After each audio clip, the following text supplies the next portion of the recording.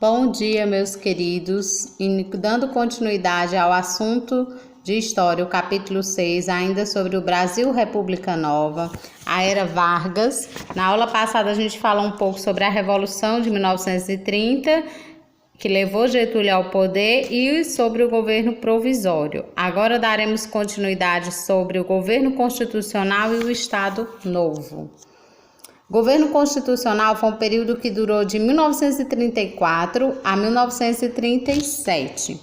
A Assembleia Nacional Constituinte determinou que nesse ano o presidente da República seria escolhido pelo voto indireto para um mandato de 4 anos, né? Somente a partir do ano 38 o presidente voltaria a ser eleito por sufrágio universal. Como todos sabiam que Getúlio seria eleito pelo voto indireto no ano de 1934, a Constituição ela proibia a reeleição presidencial e dessa forma ele não poderia lançar-se como candidato novamente e teria de deixar o poder em 1938. Como já era esperado, Getúlio venceu, se elegeu, iniciou aí um novo mandato como presidente constitucional do Brasil. Diante da diversidade de interesses das classes sociais brasileiras e da influência do fascismo e nazismo vindo da Europa, surgiram aí outros grupos que desejavam participar da política no Brasil. Um deles, a Ação Integralista Brasileira, que no início da década de 1930 foi o ano que surgiu no Brasil diversas agremiações direitistas que procuravam espelhar-se nos movimentos europeus. Assim como os fascistas italianos, os partidários do fascismo no Brasil defendiam um Estado forte, exaltavam a guerra, o nacionalismo e as tradições, combatiam a democracia e o socialismo. A maioria dessas organizações aí teve um curto prazo, né? Terminou logo. E em 1932 foi criado aí esse partido, a Ação Integralista Brasileira, que teve como líder o jornalista e escritor Plínio Salgado. Os integralistas, como eram chamados, adotaram como símbolo a letra grega sigma, presente aí nas bracedeiras que faziam parte de seus uniformes verdes, e a saudação deles era a saudação indígena, Anauê, que era dita com o braço estendido para cima, os moldes hitleristas, seguindo aí a maneira de Hitler, né? O lema era Deus, Pátria e Família. A ação integralista, ela fazia-se presente em todo o território nacional, especialmente em São Paulo, na Bahia e nos estados do sul do país. Tratava-se aí de uma estrutura hierarquizada e bem organizada. Sob a liderança de Plínio Salgado, eles recrutaram jovens intelectuais na faixa de 20 a 30 anos nas grandes cidades. E em 1930, os integralistas eles apoiaram o golpe de Estado que Getúlio promoveu. Porém, logo eles ficaram insatisfeitos com o político e passou-se a se tornar oposição. Em 1938, os integralistas eles tentaram derrubar Vargas por meio de um ato de força, mas fracassaram. Muitos foram presos e os principais líderes partiram aí para o exílio, né? O integralismo ele foi colocado na ilegalidade. Outro partido foi a Aliança Nacional Libertadora. Muitos eram brasileiros insatisfeitos com o governo Vargas, liberais descontentes com a manipulação das massas, antigos tenentes preteridos aí politicamente, líderes sindicais preocupados aí com a deterioração do nível da vida dos trabalhadores, socialistas que sonhavam aí com uma revolução mundial e velhos anarquistas dispostos a combater aí as arcaicas instituições burguesas. E em 1934 foi fundado esse partido, Aliança Nacional Libertadora, que aclamou Luiz Carlos Prestes, herói da coluna Prestes, que aderira ao socialismo como seu presidente de honra. Como pontos básicos, o programa da Aliança Nacional Libertadora estabelecia a reforma agrária, o cancelamento do pagamento da dívida externa, a plena liberdade de expressão e a nacionalização das empresas estrangeiras.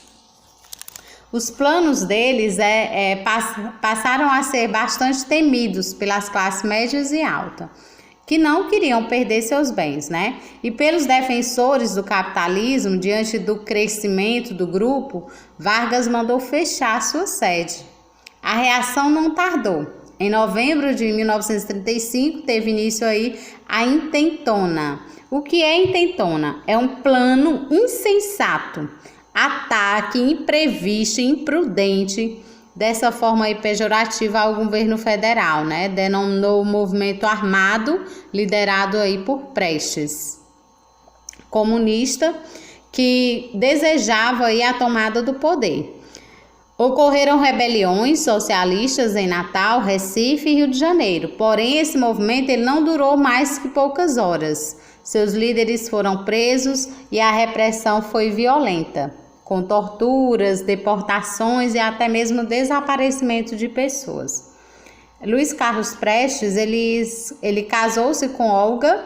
Olga veio para o Brasil, acompanhou ele, deram início aí para um plano para acabar com a ditadura Vargas. Olga chegou a ser presa grávida e aí ela foi enviada para a Alemanha nazista, né? Onde morreu em campo de concentração e a criança voltou para o Brasil. Existe um filme aí chamado Olga Benário, que conta bem a história dela. Para os interessados, é um ótimo filme. Aí está ela e Carlos Prestes na foto.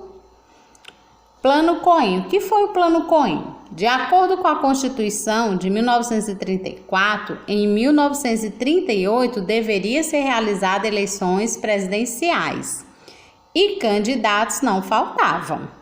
Getúlio, ele fingia levar a sério as eleições, porém, nos bastidores, ele preparava um golpe para continuar no poder. Em novembro de 1937, um suposto plano socialista foi descoberto. Vargas fez aí um pronunciamento à população em 10 de novembro de 1937, no qual ele afirmava que o país corria perigo de viver uma revolução socialista. A população ficou assustada, as forças armadas ficaram de prontidão e Vargas ofereceu-se para salvar a pátria, livrando dos terríveis vermelhos a serviço de Moscou. Atualmente, é consenso, todos sabem que tudo não passou aí de uma farsa. O Plano Cohen, plano comunista, fora forjado como desculpa para que as eleições de 1938 não acontecessem, fosse suspensa, e Getúlio continuasse aí no poder, né, na presidência. E agora com mais poder ainda, porque ele era o salvador da pátria, né, descobriu um plano que ele mesmo calculou para que pudesse dar um golpe. E aí veio o Estado Novo, que começou aí de 1937, que foi com o Plano Cohen, a 1945, quando Getúlio realmente sai do poder. O regime implantado aí por Getúlio, com o golpe de 10 de novembro de 1937, ficou conhecido por Estado Novo. Esse período, que se estendeu até o ano de 1945, representou a continuação de Vargas e de seus aliados no poder. Vargas colocou em prática aí uma forte intervenção do Estado na economia. Foram criados a Companhia Siderúrgica Nacional, a Companhia do Vale do Rio Doce, o Conselho Nacional do Petróleo, o qual tinha como objetivo a exploração de combustível, até então totalmente importado. Paulatinamente, o país ia sendo dotado aí de infraestrutura básica, essencial à produção de bens de consumo. O governo procurou manter o movimento operário sob a tutela do Estado, pôs fim à autonomia sindical e em 1º de maio de 1943 ele ortogou a Consolidação das Leis do Trabalho, a CLT, que é o que prevê os direitos trabalhistas, que assegurava aí várias conquistas para as classes trabalhadoras. Apesar disso, a CLT era autoritária. ela inspirada aí na legislação italiana de Mussolini, do fascismo, ela proibia as greves e limitava a ação dos sindicatos. Não tinha quem defendesse os trabalhadores, né? Bem, aí mostra uma foto de Getúlio, porque Getúlio, no período do Estado Novo, ele queria alavancar o crescimento econômico e ele implantou uma política de integração nacional. Para tanto, era preciso ele incluir todas as etnias de todos os povos que formavam a identidade nacional, entre eles os indígenas. Então, Getúlio foi o primeiro presidente a visitar uma aldeia de índios, aí no Tocantins. A Constituição de 1937. Vou até aumentar aqui um pouco. Para organizar esse novo regime, o jurista Francisco Campos redigiu aí a Constituição de 1937, que ficou aí conhecida como Polaca, por ela ter sido baseada na Constituição da Polônia. Entre suas principais características estão: foi imposta ao povo uma Constituição ortogada, ou seja, o povo teve que aceitar, não tinha como questionar. Extinção de partidos políticos, não podia haver outros partidos. A liberdade de imprensa foi abolida, a imprensa só podia falar bem do governo. Foi determinada a supremacia do poder executivo, ou seja, poder supremo para o presidente. E a autonomia dos estados foi limitada. Os estados não podiam decidir. Tudo tinha que passar pela mão dele, Getúlio Vargas, né? Aí no livro de vocês mostra alguns dos artigos dessa Constituição. Aí tem até uma gravura que diz assim: nas escolas foram distribuídas cartilhas como fonte de leitura e difusão do nacionalismo, né? A bandeira, o hino, o escudo e as armas nacionais são de uso obrigatório em todo o país. Até os símbolos estaduais foram abolidos, como a bandeira e os hinos. Eles deixaram de ser utilizados. Foram queimadas em cerimônia pública no Rio de Janeiro no dia da bandeira. Isso significava que não haveria nem seriam permitidos nem os símbolos que não fossem os da nação brasileira. Somente os da nação brasileira seriam permitidos. É o nacionalismo exacerbado, né? E uso obrigatório em todo o país, certo? Falando um pouco sobre o Departamento de Imprensa e Propaganda, chamada DIP. Além aí das definições para o novo governo estabelecidas pela nova Constituição no período de 37 a 45, outros elementos caracterizavam a ditadura do Estado Novo, o uso de um forte aparato de repressão contra qualquer tipo de oposição, a intensa propaganda exaltando o governo, a centralização absurda do poder pelo executivo, a ação intervencionista do Estado nos setores social e econômico. Para efetivar tais medidas, o Estado criou aí 2 departamentos, chamados Departamento de Imprensa e Propaganda, foi o DIP, que era um órgão oficial que fiscalizava e censurava tudo que fosse escrito e comentado pela imprensa, para saber se eles estavam falando mal do governo.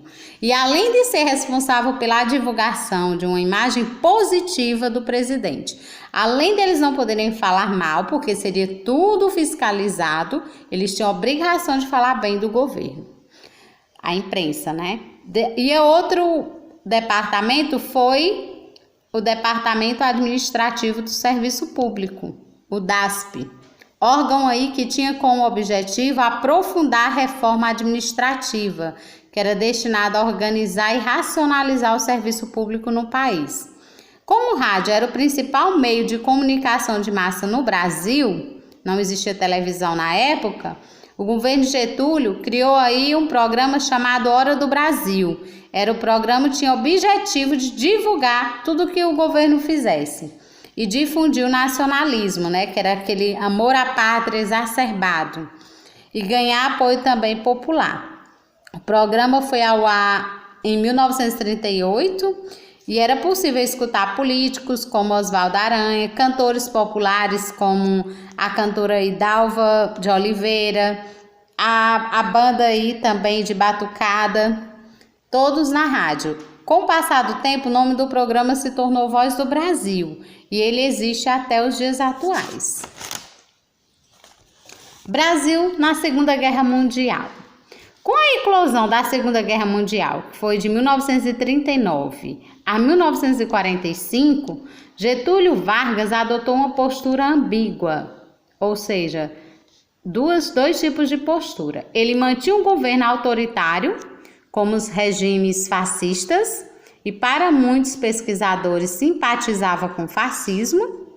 Entretanto, ao entrar no conflito, ele optou por ficar ao lado dos aliados, que é dos Estados Unidos, da França, da Inglaterra e da União Soviética.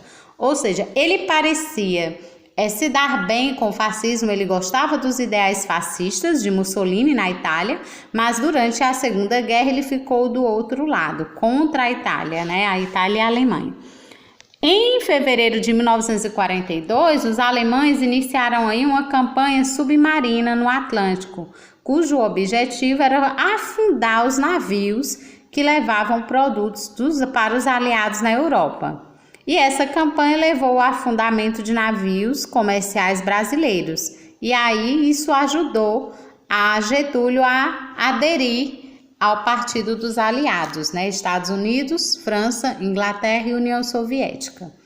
Em função do que houve com os navios brasileiros e da pressão exercida aí pelos Estados Unidos, Vargas rompeu relação diplomática com as nações da Alemanha, Itália e Japão, que era do lado do eixo. Em 1943, o Brasil declarou guerra aos países do eixo, entrando aí na Segunda Guerra Mundial, e em 1944 a Força Expedicionária Brasileira foi lutar na Itália contra as tropas alemãs. O fato de o Brasil lutar pela democracia no exterior e internamente viver uma ditadura caracterizava uma profunda contradição, porque dentro do Brasil era ditadura e lá no exterior ele estava lutando por uma democracia. Então, os grupos políticos passaram a exigir a renúncia de Vargas e o restabelecimento da democracia. Aí, de repente, vocês estão vendo aí na foto os soldados da Força Expedicionária Brasileira que foram lutar na Segunda Guerra Mundial. E logo em seguida acontece a renúncia de Vargas. Percebendo a intensificação das críticas, a sua forma autoritária de governar, ele estabeleceu o prazo de 90 dias para a realização de eleições em todos os níveis. Para agradar aos políticos de esquerda, ele decretou a anistia. Anistia é o perdão, né? E libertando aí Luiz Carlos Prestes, que estava preso desde o fracasso da intentona, um comunista que ele fez contra o governo. E os partidários do presidente deram início à campanha que ficou conhecida por queremismo, que é o nome derivado do bordão. Queremos Vargas, que era o bordão que o povo falava, que desejava a permanência de Getúlio Vargas no poder até as eleições. E esse movimento não encontrou apoio suficiente entre os políticos e os militares, e Vargas foi obrigado a renunciar em 29 de outubro de 1945. E aí finalizamos a nossa atividade, e para casa vocês me respondam a página 30 a 31 e a página